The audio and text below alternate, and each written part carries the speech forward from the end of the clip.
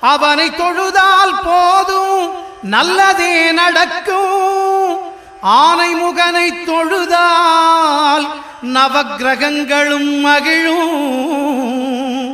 நல்லதே நடக்கும், நல்லதே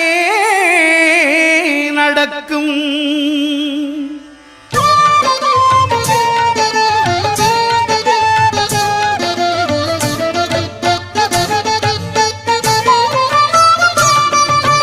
ஒன்பது கோளும் ஒன்றாய் காண அங்கு கற்பகம் என்னும் கடவுளின் மெய்யில். ஒன்பது கோளும் ஒன்றாய் காண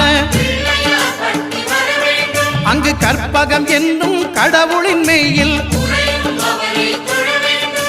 சூரியன் முதலாய் 9 கிரகமும் பலவித குணங்களை கொண்டிருக்கும் எங்கள் கற்பக தரு